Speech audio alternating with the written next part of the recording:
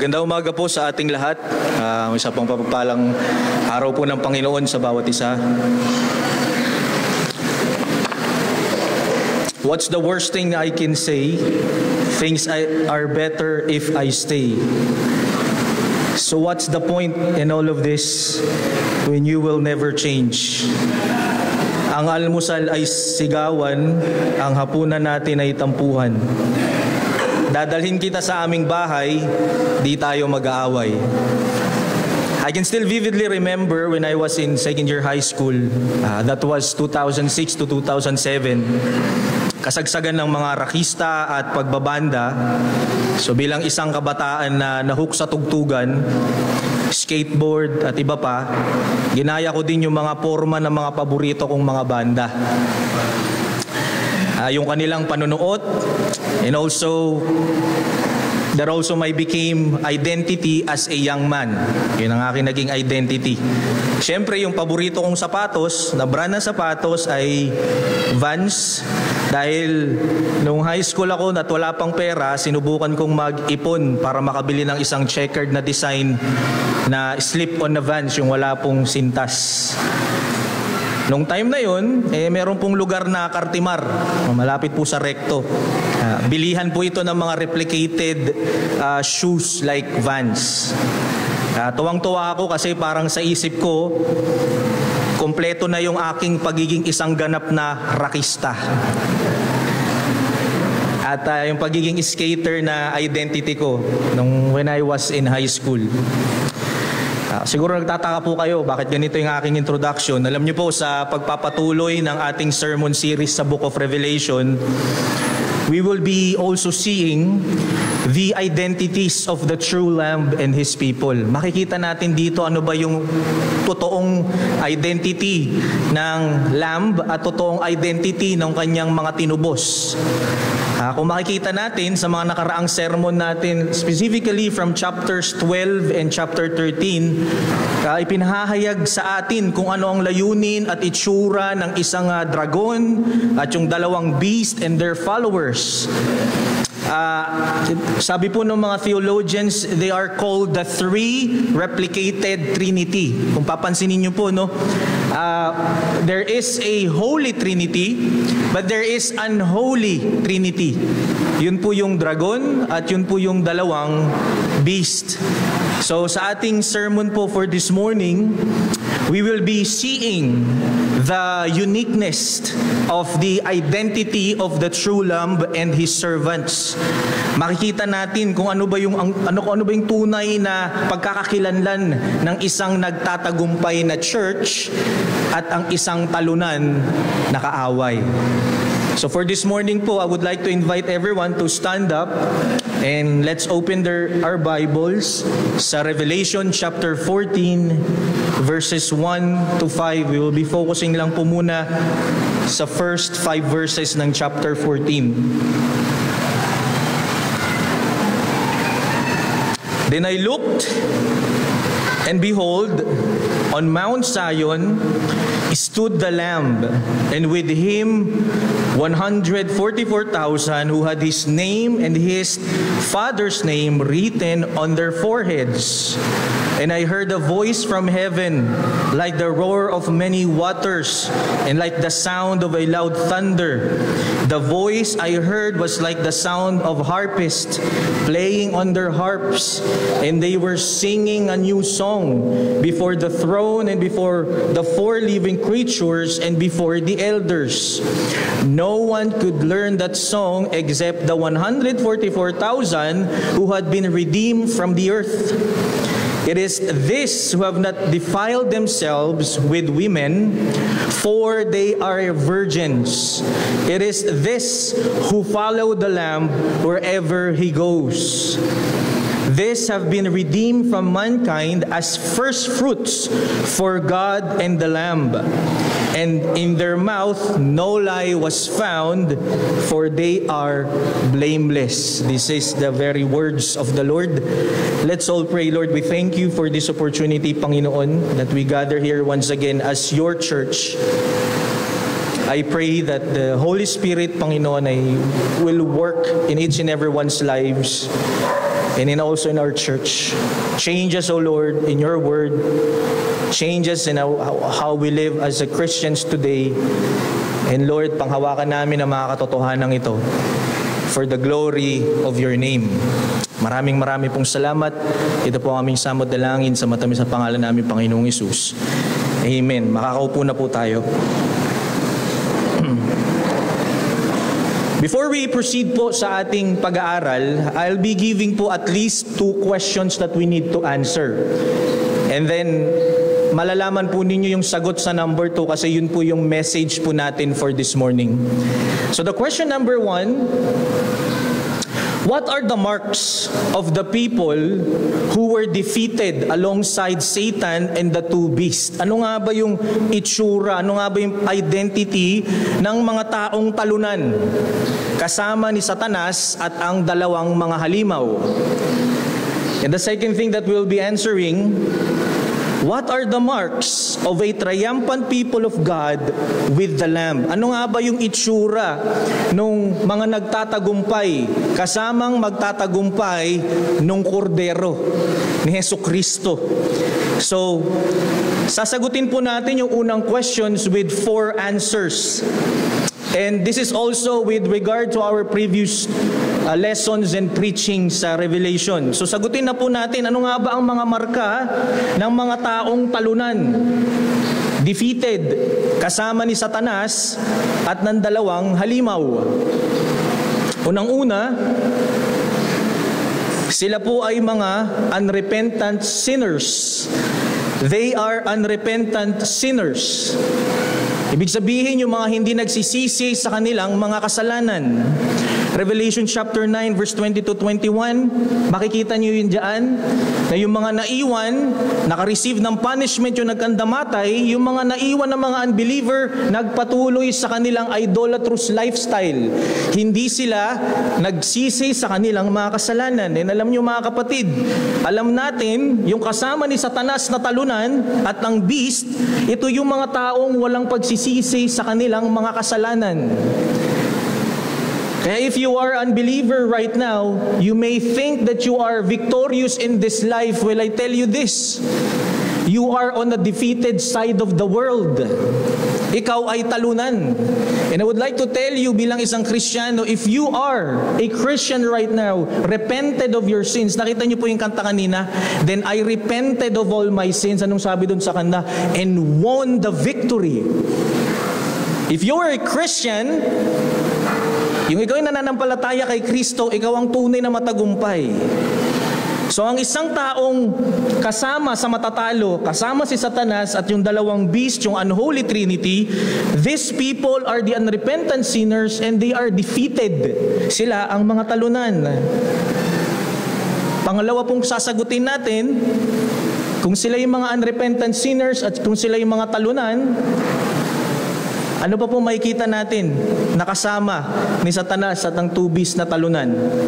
They are worshipers of the beast. Sumasamba po sila, wino-worship po nila yung beast. Remember, there are 2 beasts. Yung unang beast, gagamitin yung political power, gagamitin anything they could do in their power para malinlang yung mga nasa subject ng kanilang government. Maybe it's a political power, maybe it's a person, pero gagamitin yun ni Satanas para malinlang, para mag-create ng havoc, paninira sa mga mananampalataya. And the second beast, alam natin, these people are the false prophets. They are the ones doing these miraculous signs in the face of the people, believing that they are Christ, sila yung Panginoon. Pero marami silang malilinlang, ginagaya nila mismo yung mga gawain ni Jesucristo. Kaya po napaka-dangerous mga kapatid, di ba? Yung term, hindi po masama yung term na maging katulad tayo ni kawangis ni Jesus Christ at kung anong kanyang ginagawa ay magagawa din natin. To the extent mga kapatid na makakaya din natin yung ginawa ni Kristo. Alam niyo po may maganyang katuruan at ang katuruan ng mga yan ay nandun sa Bethel Music.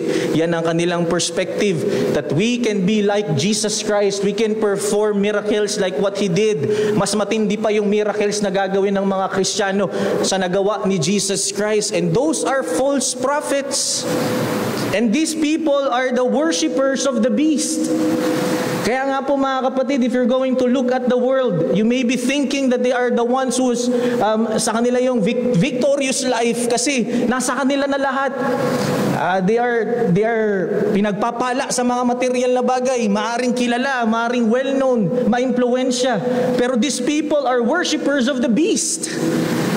Diyos nila ang kanilang pera, Diyos nila ang kanilang kayamanan, Diyos nila ang kanilang edukasyon, Diyos nila ang lahat ng bagay. And these are the worshipers of the beast, and these people are defeated alongside with Satan.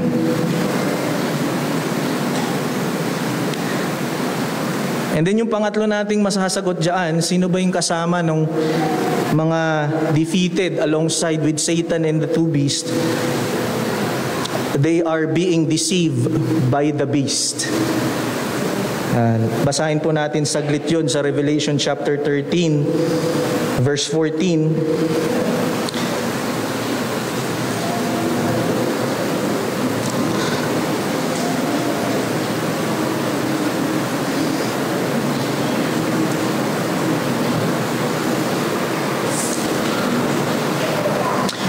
And by the signs that is allowed to the work in the presence of the beast, it deceives those who dwell on the earth. Alam niyo po, pag sinasabi nating dwell on the earth sa Revelation, these are the people right now living in this world, living in the present age. At yung mga kasamang talunan ni Satanas, ito yung mga nadideceive, yung mga nalilinlang ni Satanas. And you know what mga kapatid, kaya maging maingat tayo. Hindi natin sinasabi na yung ating ginagawa dito ay laging gawa ni Satanas, pero magaling si Satanas to deceive even the Christians. At ang ginagawa pa nga ni Satan is we are being deceived by comparing ourselves to the unbelievers' lifestyle. 'Di ba? Bakit ako ganito lang? Sila bakit ganyan? Bakit kami ganito lang ang pamumuhay? Sila bakit ganon? Bakit ganyan? Dapat ganon din ako. Dapat ganon din ang family namin. Dapat ganon din ang aming kabuhayan. Mga kapatid, hindi ko sinasabi na masama na magkaroon ng inspiration na isang unbeliever na tao. Wala po akong sinasabing ganun. Ang sinasabi natin dito mga kapatid, Satan is magaling siya mang-deceive to the point that he is taking away your identity in Christ. Ang gagawin ni Satan, you being a Christian is not enough. Being in Christ, knowing Him as our Lord and personal Savior in our lives, parang hindi pa enough si Kristo. At ang gagawin ni Satan to deceive the Christian, dapat maging ganito ka pa. Dapat maging katulad ka nila. Dapat ito ang perspective ng mundo. And these are the people who are being deceived by the beast. Sila yung nalilin lang ng mga halimaw at mga alagad ni Satanas. And lastly mga kapatid, for answer, pang-apat na sagot dyan, ano ba yung marks ng mga taong defeated alongside Satan and the two beasts? They are under the authority of the beast. Yun yung sinabi dun sa verse 16. Also, it causes all, both small and great, both rich and poor, both free and slave, tingnan niyo po yung nakalagay doon, to be marked on the right hand or the forehead. Ang ibig sabihin po niyan mga kapatid, sila po ay nagpapasakop sa otoridad ng beast. Kaya po yung marka sa right hand, yung marka sa forehead ay hindi po literal. Ang ibig sabihin po niyan, they are identifying themselves under the authority of that beast. Yun ang ibig sabihin ng marks on their forehead and their right arm. At makikita nyo po yan sa mundo natin ngayon. People are being deceived. They are under the authority of Satan and the beast. Makikita natin sa kanilang pamumuhay, sa walang pagkilala sa Diyos, walang pagkilala sa kabanalan ng Panginoon, walang pagsisisi sa kanilang mga kasalanan. These are the people alongside with Satan and the two beasts na defeated. Kaya po mga kapatid, bilang church, ito yung magandang paalala sa atin. We are not on the defeated side of the world. We are in the victorious side of the world because of the Lamb, because of Jesus Christ. And the second question that we need to answer, and also this is the message na kukuhain natin sa ating verses ngayon, what are the marks of a triumphant people of God with the Lamb? And this is the message that we have for this morning. The triumphant people of God are known by the Father and known for their life of purity, obedience, sacrifice, and blamelessness. Ang matagumpay na bayan ng Diyos ay kilala ng Ama at kilala sa kanilang buhay ng kabanalan, pagsunod, paghahandog, at kawalang kapintasan. And the sermon title for this morning, The Victorious Lamb and the Identity of His People. Hahatiin po natin sa apat.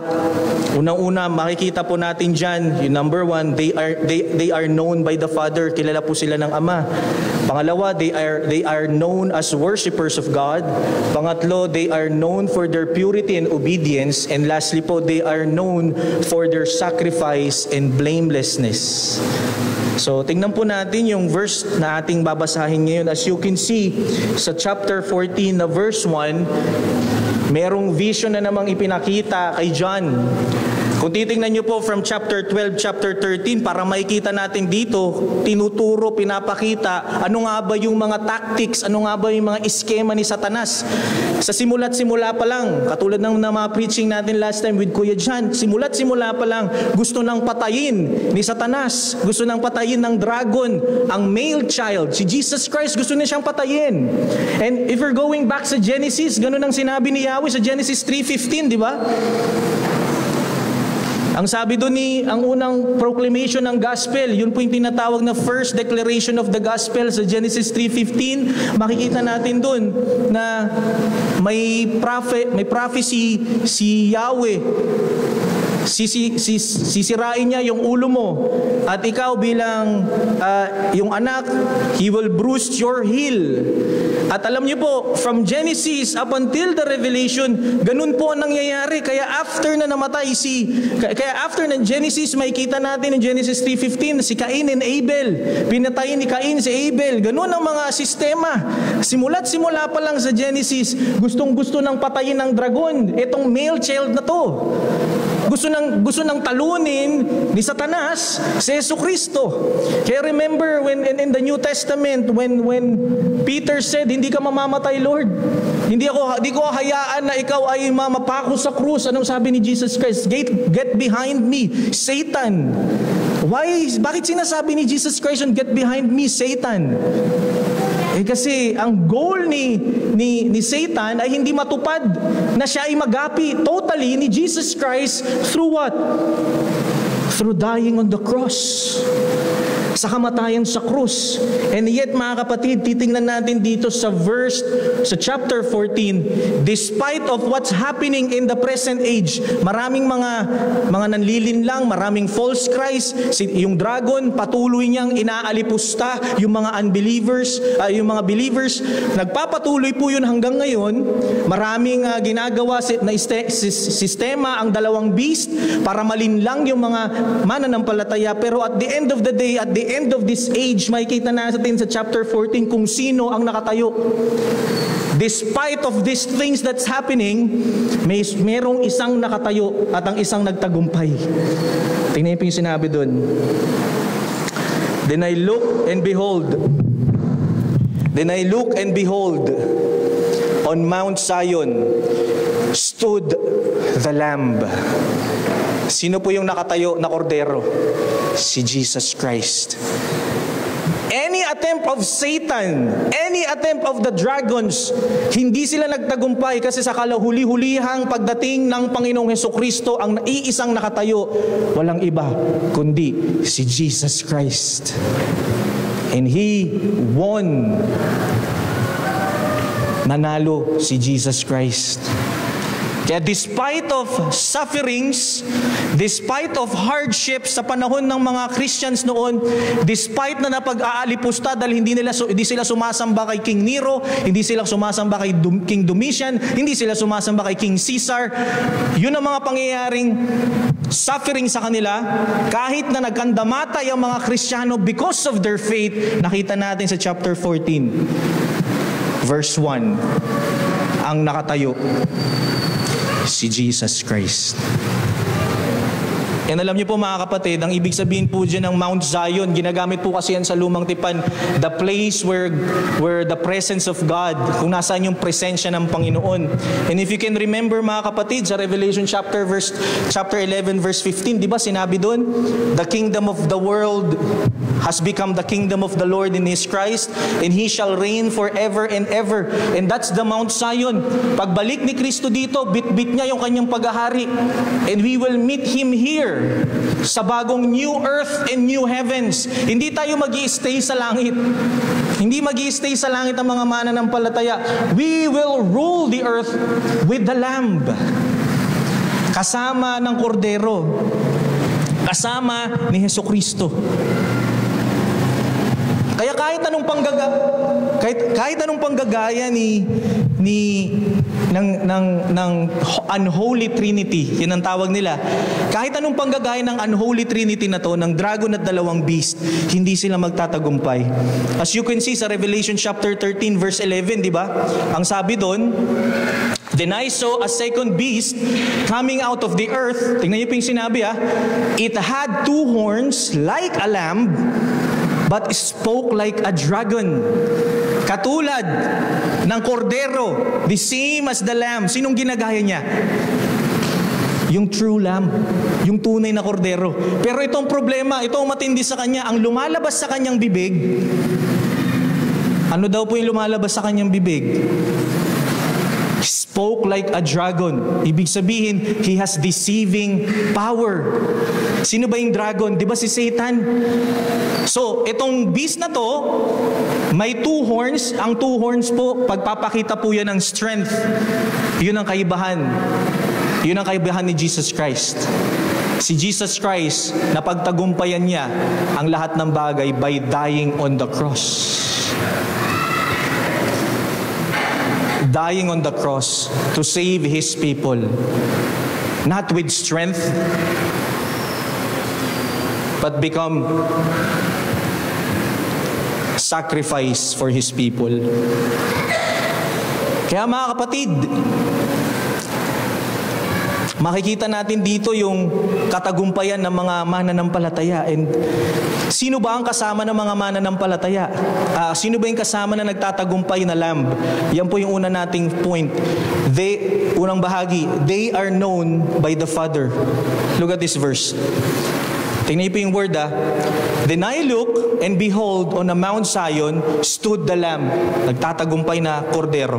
And with Him, nakita niyo po yung word? And with Him. Sino yung kasama na nagtatagumpay na Lamb? Of course, hindi po literal yung 144,000. Pansinin po ninyo, umuulit lang yung pagkuwento ni John. Sa vision na ito, nasabi na po ito sa Revelation chapter 5. Tama? Sa Revelation chapter 5, makikita nyo doon, 12 tribes of Israel, 12,000, and then after nang sinabi yun, sinabi bigla, they are unnumbered. Hindi natin mabilang. So, ibig sabihin mga kapatid, again, just to remind everyone, yung 144,000 is not literal number na physical na number ng mga mananampalataya, but this 144,000 are what? Ito yung mga pinili, mga anak ng Diyos na kabuuan. This is His church. At sino yung kasama ni Jesus Christ?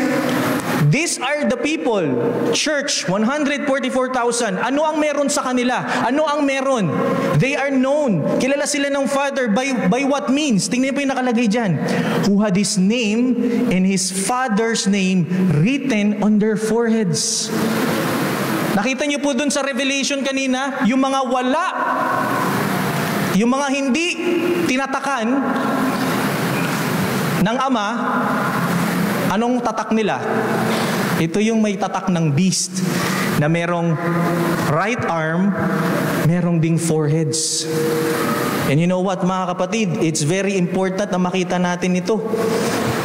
Bilang mga mananampalataya ngayon, ibig sabihin, yung pagkakakilanlan sa atin ng Ama, kailan nangyari ito? Kaya totoo yung doctrine of election. Hindi tinatakan ng Ama yung mga 144,000 na yan pagkatapos mong manampalataya. Before the foundation of the world, your name is already written in the book of the Lamb. You already marked with this truth. Bilang isang anak ng Diyos, kilala ka na ng Ama. Hindi ikaw ang nakakakilala sa Ama, hindi ikaw ang kumilala sa Ama, kilala ka na ng Ama. You have the mark on your forehead. You are known. We are known by the Father.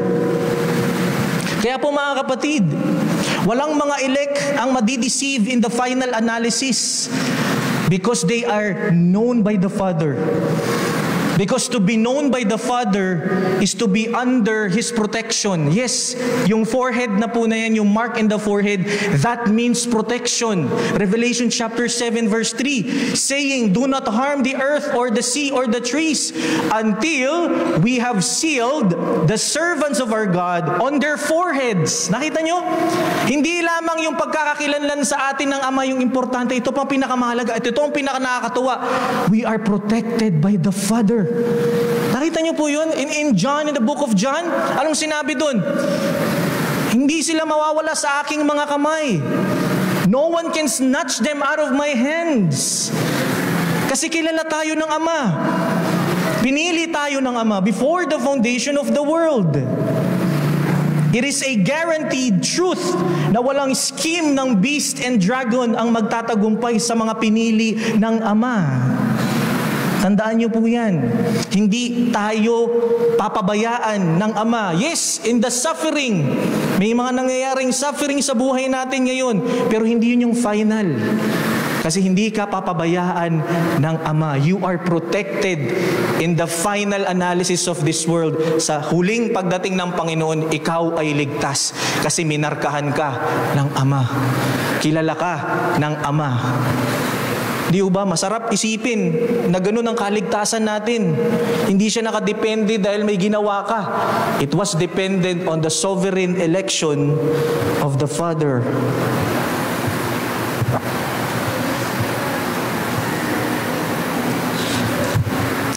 These people are the one who gave the Father to the Son. Maliwanag yan sa John chapter 6 verse 37. Hindi lang sila ang mga binigay ng Ama, kundi sila ang mga makakatanggap ng kaharian ng Ama. Yes, we will be receiving the kingdom of God. Tingnan niyo po yung sinabi sa Matthew chapter 25 verse 34. Balikan lang po natin saglit. Matthew 25 verse 34. Look at these very words. Ang sabi, "Then the king will say to those in his right, 'Come, you who you are blessed by my Father.'" Tingnan po yung word, "Inherit the kingdom prepared for you from the foundation of the world." Wala pa ang mundo, yung mga tinatakan ng Ama, they are already, nasa kingdom na sila ng Panginoon before the foundation of the world, and also our election, yung pagpili ng Ama, ito ay before the foundation of the world. Kaya mga kapatid, yung mga kasamang magtatagumpay ni Jesucristo na 144,000, this is one thing is for sure, they are known by the Father. Kilala sila ng Ama.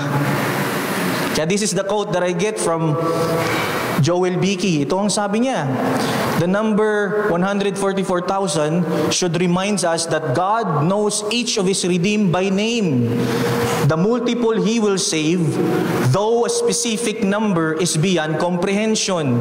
He will save all the millions of people whom He has chosen and appointed to eternal life from before the foundation of the world. Now, the question here, so nagtuturo kayo ng election, malalaman nyo ba kung sining pinili ng Panginoon? Of course not. But one thing is for sure, yung mga pinili ng Ama, yung kilala ng Ama, mananampalataya sa Anak.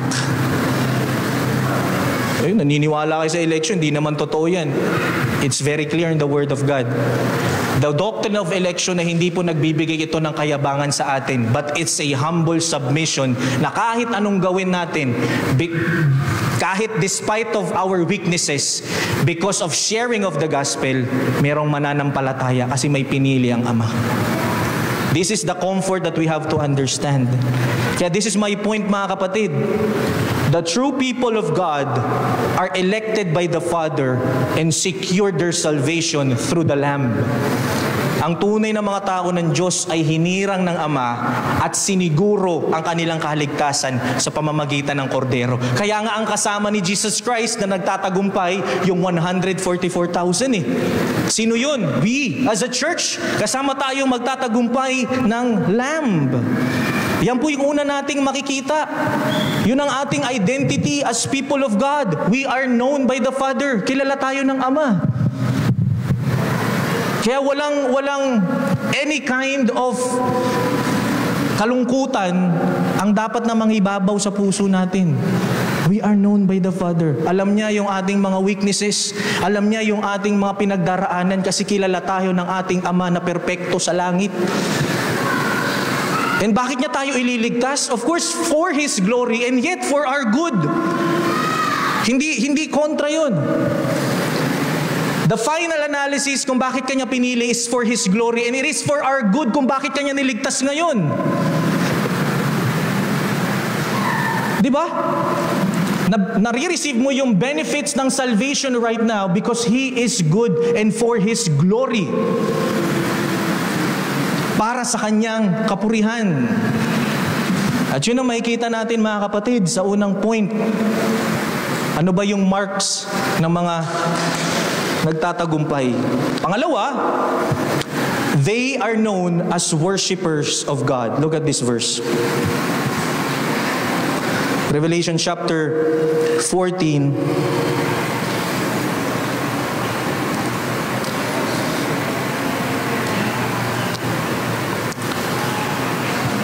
Pasensya na po yung Bible ko ay hindi ko nadala.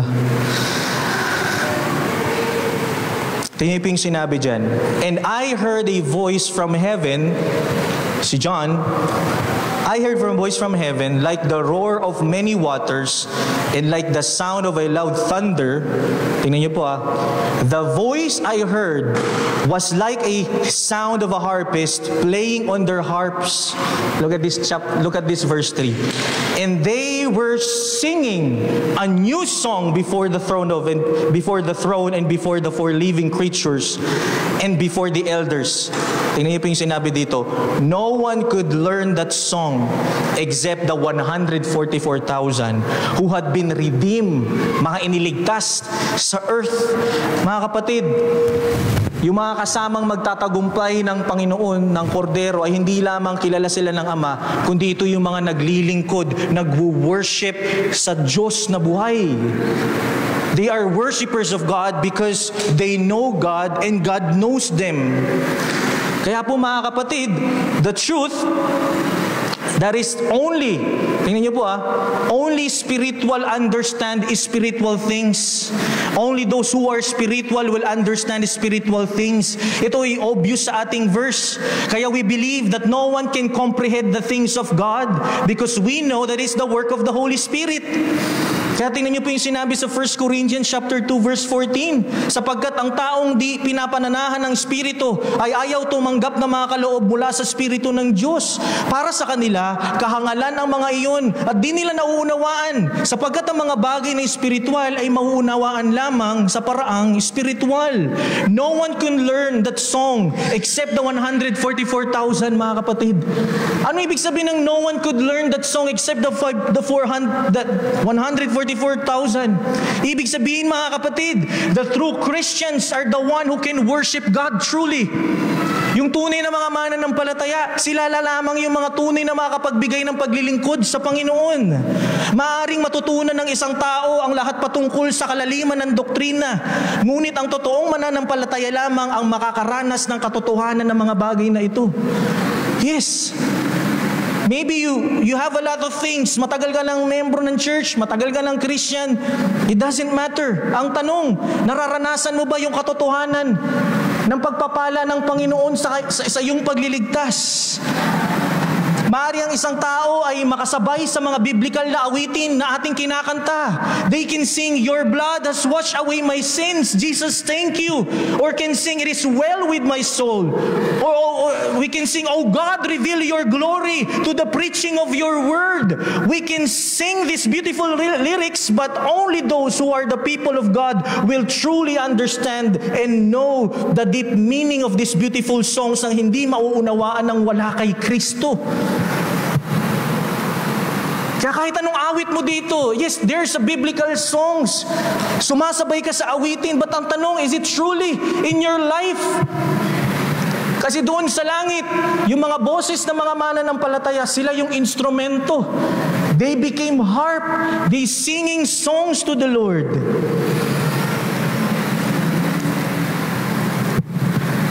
Kaya pansinin po ninyo yung Revelation chapter 5, verse 9 to 14. Pansinin niyo po, saglit. Revelation chapter 5, verse 9 to 14. This is also the same thing na nangyari.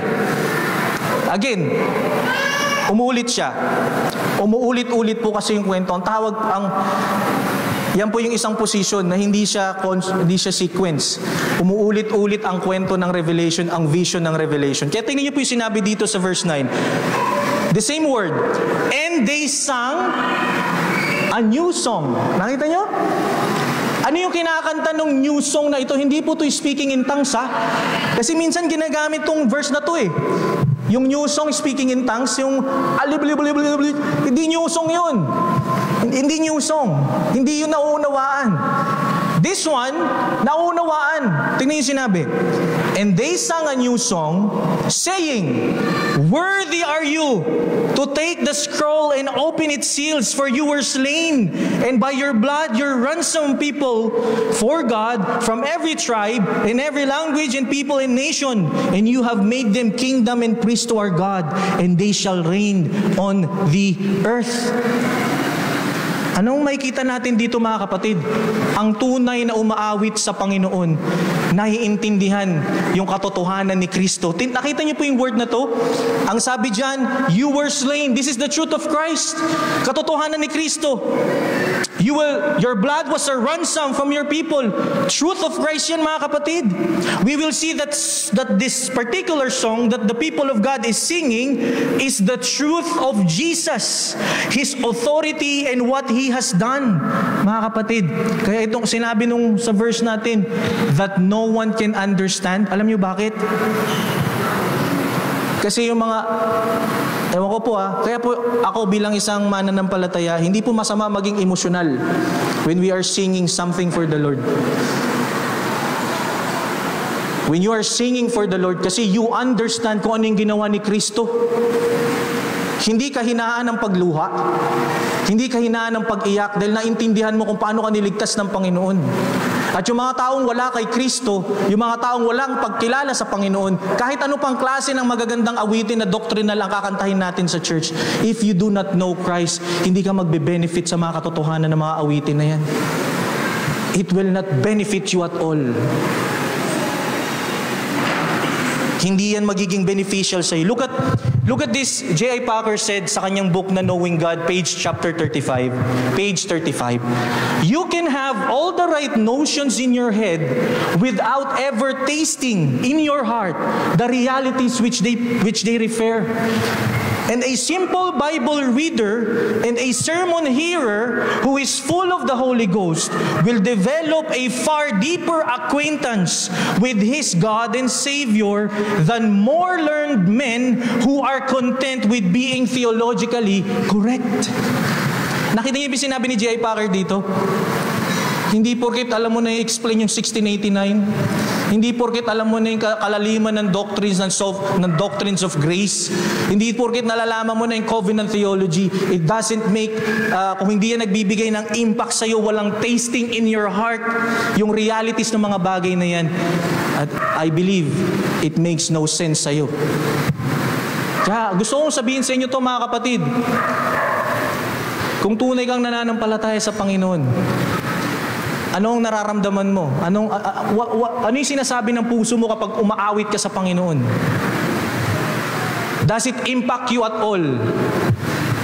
And kung papansinin po ninyo sa langit mga kapatid, wala nang instruments. Ang naging instrument, boses ng mga mananampalataya. Kaya po delikado minsan, di ba? Yung maraming mga churches, pinupuno nila ng mga kung ano-anong programa dito sa church para maraming lights, maraming kung ano-ano para matikil yung emotions ng mga tao. Uy, nakakaiyak. Way back when I was, may Bible study pa po ako dun sa Novaliches, hindi ko pa po asawa ko na ata si Jamie nun. May mga hinahandle ako ng mga bata doon. Tapos umatin sila ng isang camp. Sa camp na yon, ang tawag nila revival. Alam nyo na, pag revival camp, alam nyo na hindi naman talaga revival yung nangyayari.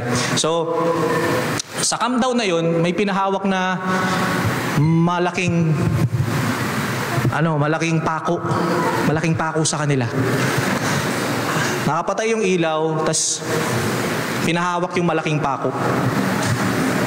Tas ang sabi nung nagtuturo, yan ang pako na ipinako kay Jesucristo. Siyempre, sino bang hindi maiiyak to? Laki ng pako eh. Laki ng pako. Diba? Yan ang pako na ibinigay ng Panginoon. Ayan ang pako na ipinako kay Jesus Christ. Siyempre yung mga kabataan, ito yung pako, kawawa naman si Jesus Christ. Ang naging resulta, instead to repent, makita ang kasalanan, ang nakita nila, kawawa naman si Jesus Christ. Kawawa naman si Christ, ganito pala kalaking pako yung kanyang na-receive. Kaya kikilalanin ko na si Jesus Christ kasi kawawa naman siya. You see, mga kapatid, hindi ganun. In our lives bilang mga Kristiyano, kung kilala mo ang Panginoon, ikaw ay tunay na nagwo-worship sa Diyos. You understand every bit of the lyrics, yung beautiful lyrics, every doctrinal lyrics, nalalasahan mo yung katotohanan ni Jesucristo. Kaya alam nyo na mga kapatid, napakamahalaga na dumadalo tayo ng maaga at makasama sa awitan.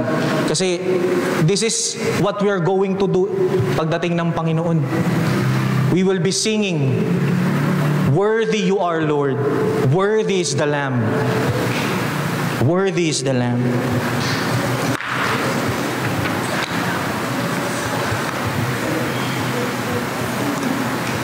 Kaya po mga kapatid, the new song connotes the final victory of Christ.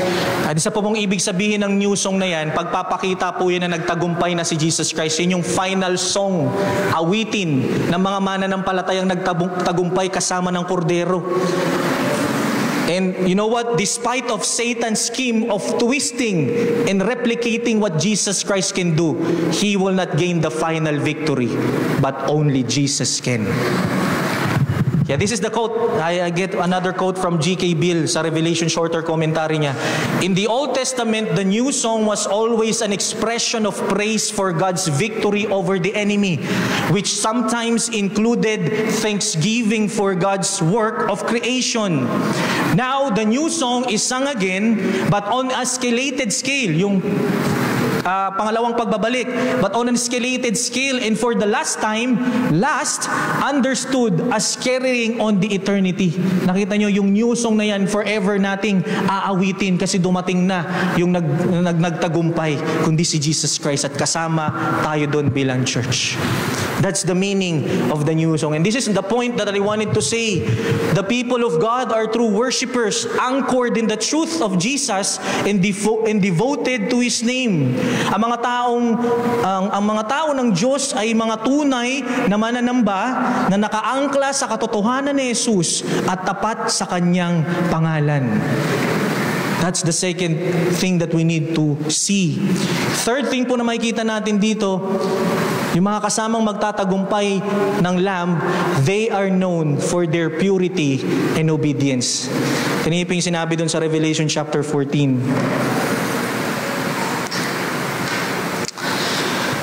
Ang sabi doon, it is this, yung this po niyan, yung 144,000. It is these who have not defiled themselves with women, for they are virgins. It is this who follow the Lamb wherever He goes. Ang paglalakad sa kabanalan ay isang marka ng katagumpayan ng isang church. Alam niyo po ba yun? Kapag ang isang church ay lumalakad sa kabanalan, we are gaining the victory. Kapag ang mga mananampalataya ay lumalakad sa kabanalan, we gain the victory ng isang church. Hindi lang ng isang church, of course, ng isang mananampalataya. Because walking in holiness must be the greatest desire of every believer.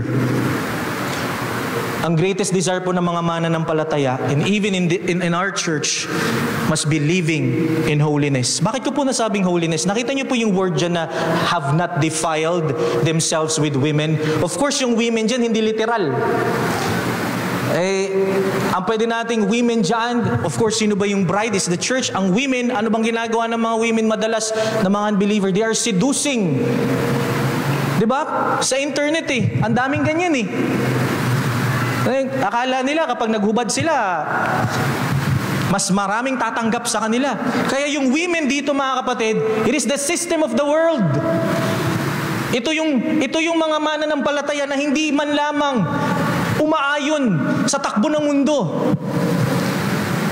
Yung church, tayo bilang mga mananampalataya, ito yung mga kasama ng Panginoon, yung lumalakad ng may kabanalan sa Panginoon.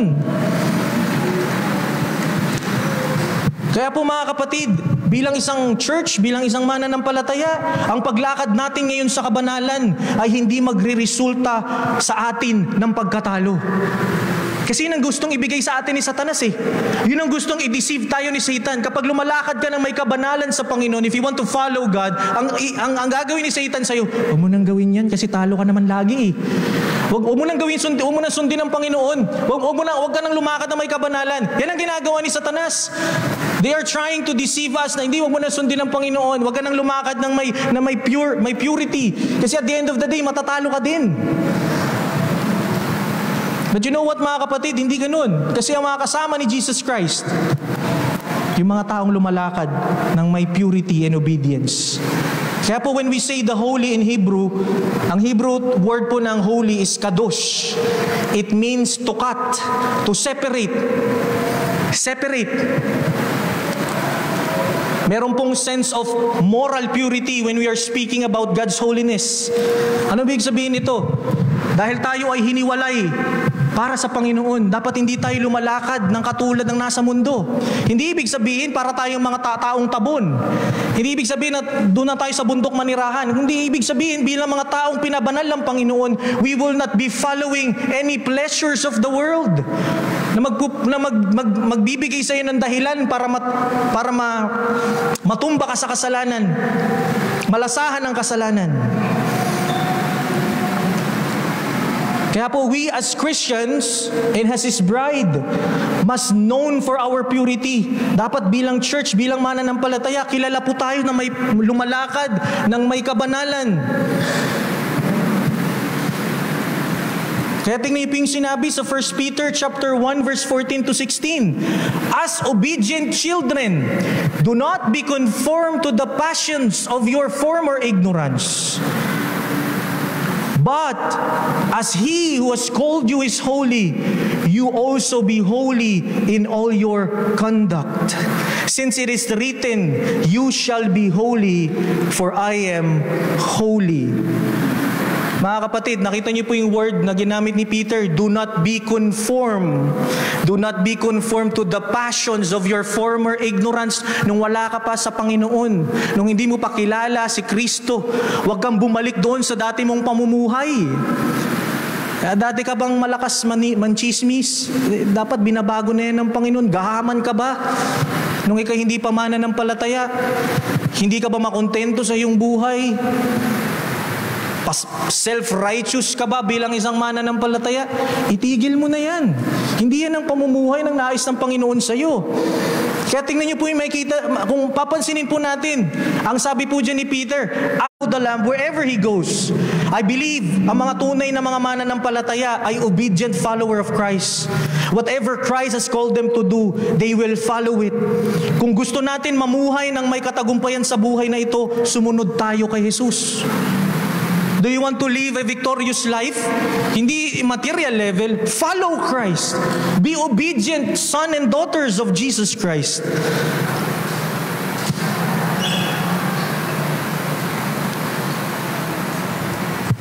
Kaya siguro ang dahilan kung bakit mas nananaig sa atin na tayo ay talunan. Kasi baka tayo din mismo, mga kapatid, hindi tayo sumusunod kay Jesus. Are we following Christ? Are we following the Lamb? Gusto mo bang sundin si Jesus bilang Panginoon na tagapagligtas ng iyong buhay? Kaya baka sinasabi mo, ang hirap ng buhay.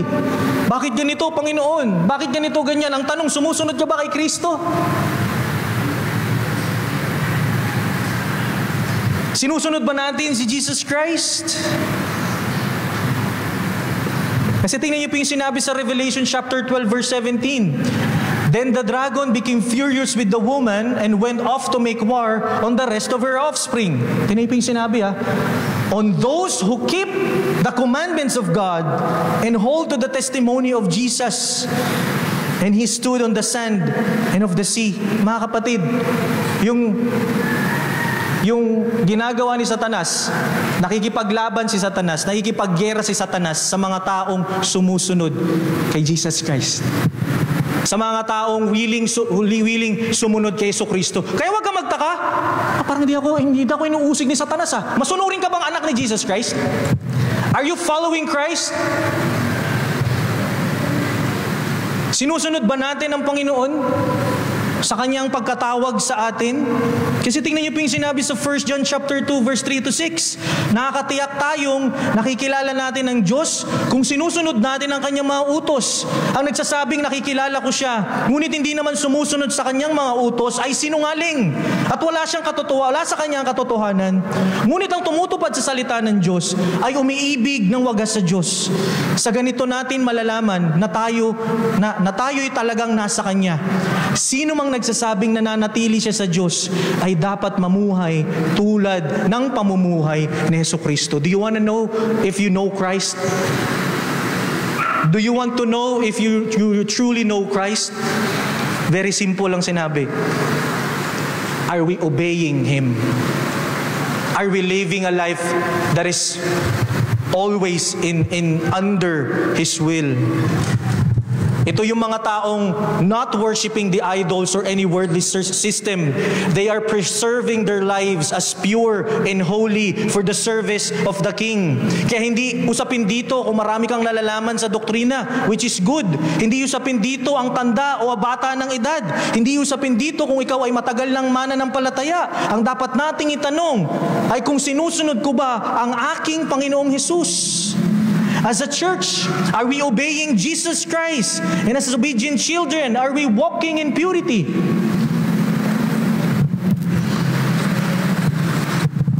Kaya this is a warning and also a quote na gusto kong maalala natin.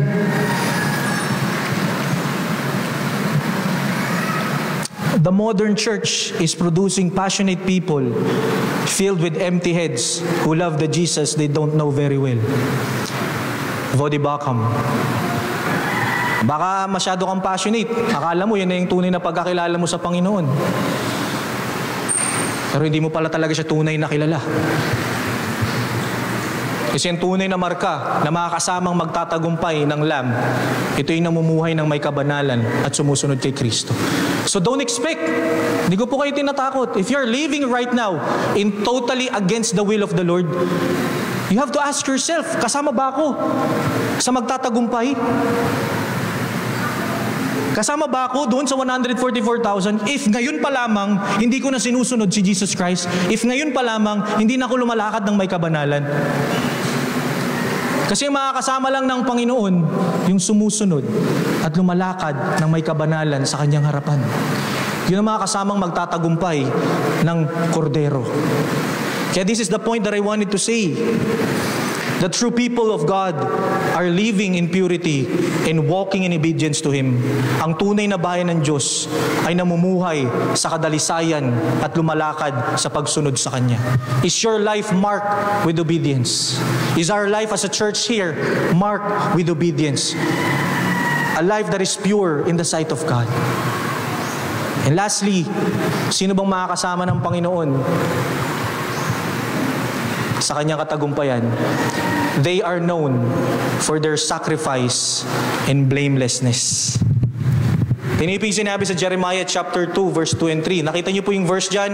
Balikan po muna natin. Sabi dyan, these have been redeemed from mankind as first fruits. Okay, alam niyo na. Kaya hindi tayo nagtuturo ng first fruits doon sa sahod. Kaya walang first fruits na sahod. Kasi yung first fruits dito, yung mga pinili ng Ama. This is the church. Baka nagtataka kayo, di ba? Bakit wala kayong first fruits sa Bethel? Yung pag-unang sahod mo, ibibigay mo lahat. Maliwanag eh. Anong interpretation ng first fruits eh? Hindi material. Church. Tayo. Kaya tinipin sinabi sa Jeremiah chapter 2 verse 2 and 3. Go and proclaim in the hearing of Jerusalem. Si Yahweh nagsasalita. Thus says the Lord, I remember the devotion of your youth, your love as a bride, how you followed me in the wilderness, in a land that not sown. Israel was holy to the Lord, the first fruits of His harvest. All who ate of it incurred guilt, disaster came upon them, declares the Lord. Anong sinasabi dito? Ibig sabihin, kung titingnan natin, sa dami-dami ng tao sa mundo, 8 billion people in the world, yung first fruit na ililigtas niya, hindi lang po ito yung mga nagkandamatay ha. Ang interpretation po dyan na first fruits, lahat po ng mga mananampalataya, that's His church. Yun yung tinatawag na remnant. Diba? Yung sa buhangin, madami, pero yung remnant lamang, iilan lamang ang maliligtas. Kaya sa dinami-daming tao, yung first fruits na pinili ng Panginoon, yun lang yung makakasama niya. Yun ang unang interpretation dyan. Kaya bilang mga church, bilang church, we are His bride. We are called. We are called. Tinawag po tayo palabas ng mundong ito. We are called to be His church. Tayo din ang mga tinatawag ng Diyos to offer our lives as a living sacrifice. Yun ang isang ibig sabihin ng first fruit dyan. Hindi lang tayo yung mga pinili na maligtas out of the many people in the world, but tayo rin yung tinatawag ng Panginoon para to give our lives as offering and sacrifice to God. As a church, ang buhay natin, ay itong buhay natin ay ibibigay natin para sa paglilingkod sa Panginoon. 1 Peter chapter 2 verse 5, you yourselves like a living stones are being built up a spiritual house to be a holy priesthood. Anong sabi? To offer spiritual sacrifices acceptable to God through Jesus Christ. Kaya po mga kapatid, our life right now as a church, we are now instrument for His glory and praise. Tayo na bilang mga mananampalataya ngayon ang gagamitin ng Panginoon para sa Kanyang kapurihan. This life right now, the life that we have as a church, this life na meron tayo, whether matanda, bata, this life should be a spiritual sacrifices for the Lord. Hindi ka na namumuhay sa iyong sarili. Kaya we don't have any right to say to our God, this is my life. Di ba sabi ni John Bon Jovi, it's my life. Ang tanong doon, what is your only comfort in life and death? Anong sagot?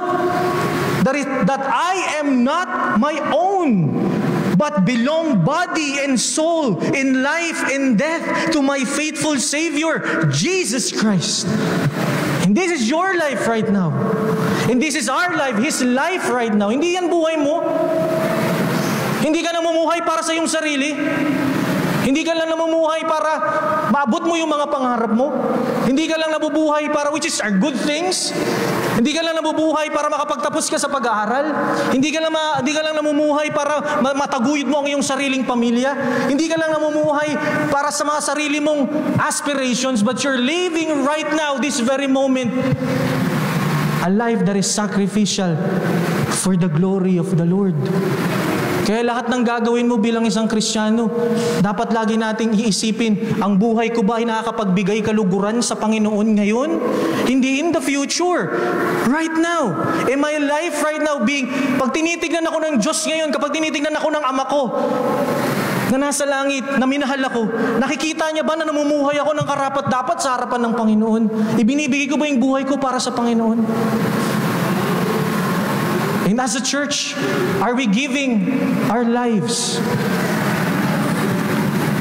as a sacrifice for the glory of God? For the glory of His name? Kaya sabi po ni G.K. Bill sa kanyang Revelation Shorter Commentary, however, it is better to view first fruits as referring here to the totality of believers throughout the ages. The presentation of saints as first fruits develops further the idea of Christians, kita nyo Christians as sacrifice to the Lord. Sacrificio.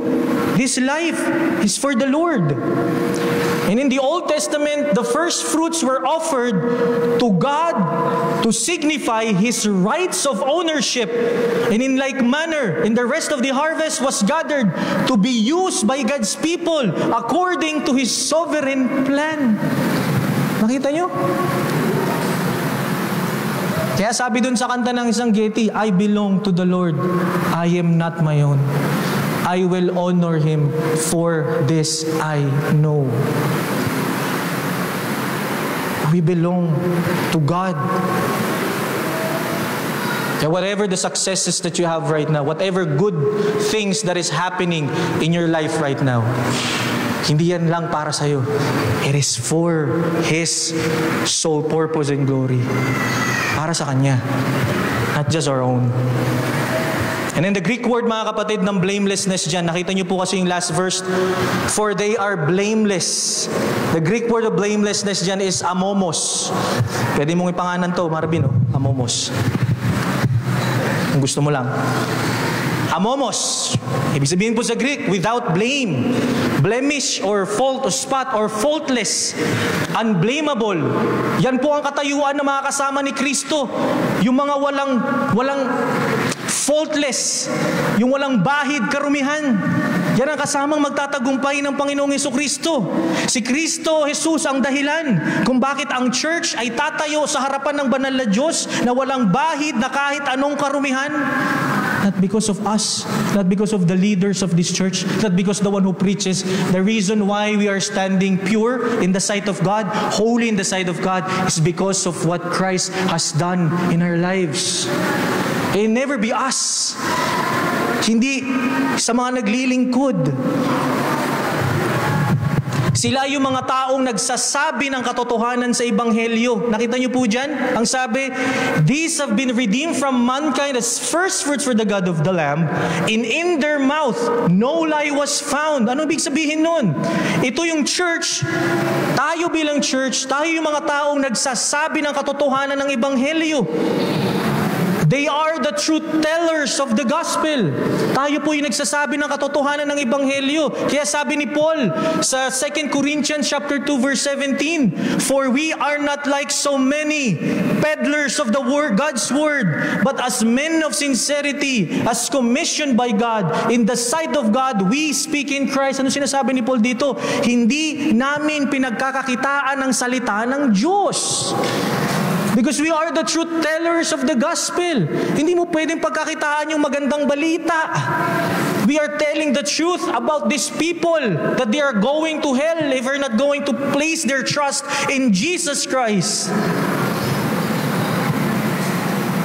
Kaya, on the other way, mga kapatid, hindi magtatagumpay si Satan sa kanyang mga accusations sa kanyang church because we know that we are blameless in the sight of God because of Jesus Christ. Di ba yung mga accusations ni Jesus, ni Satan? Huwag ka na dyan. Madumi na yung church na yan. Madumi ka. Huwag ka nang lumapit sa banal na Diyos na to. Hindi ka niya tatanggapin. Hindi ka tanggap-tanggap sa pangalan ng Diyos na ikaw ay maduming basaan sa harapan niya. Maraming Maraming accusations ang gagawin si Satanas, pero one thing that is sure for us, na kahit anong accusation si Satanas, hindi siya magtatagumpay, kasi ang kasamang magtatagumpay ng Lamb ay yung mga blameless in the sight of God through Jesus Christ. Kaya this is my challenge sa bawat isa sa atin. Ito ang challenge ko sa iyo na nandirito ngayon. Makakasiguro ka ba na ikaw ay blameless na haharap sa Diyos? When your life is over right now, when your life is done, patay ka na. At kapag haharap ka na sa Diyos ngayon, makakasiguro ka ba na masasabi mo, Panginoon, I'm blameless? Makakasiguro ka ba na pag umarap ka sa Diyos ngayon, ang tingin sa iyo ng Diyos ay walang bahid na karumihan? Kung hindi ka pa sigurado, tinatawag ka na mensaheng ito. Tignan mo yung sarili mong kalagayan ngayon. Kung wala ka kay Kristo ngayon, kahit anong ganda ng iyong kalagayan ngayon, kung hindi ka mananampalataya kay Jesus bilang Panginoon na tagapagligtas ng iyong buhay, haharap kang madumi sa banal na Diyos na to.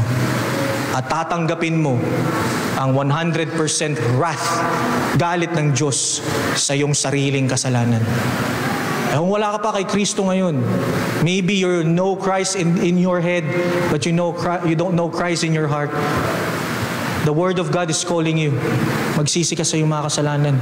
Kilalanin mo si Kristo bilang Panginoon na tagapagligtas ng iyong buhay.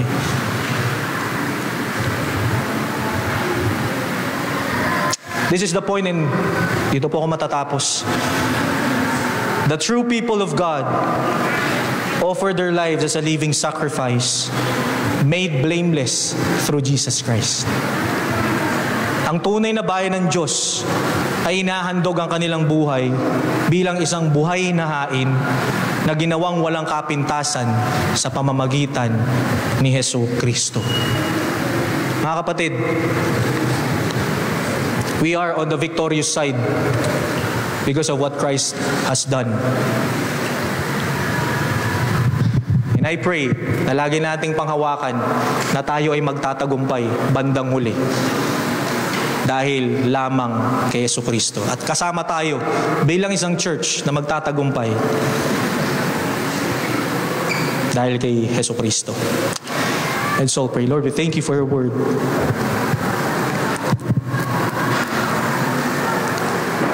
Turuan niyo po kami, Panginoon, na talagang lumapit na may pagpapakumbaba. Maraming salamat, Panginoon, dahil despite of what's happening in the world right now, we know that you're stand. Nakatayo ka, Panginoon. At kasama mo kami. Kasama niyo po ang church na magtatagumpay. Maraming pong salamat. Kayo po may taas. Ito po aming samot na langin sa matamis sa pangalan namin, Panginoong Hesus. Amen. Kayo po tumayo para po sa ating responso.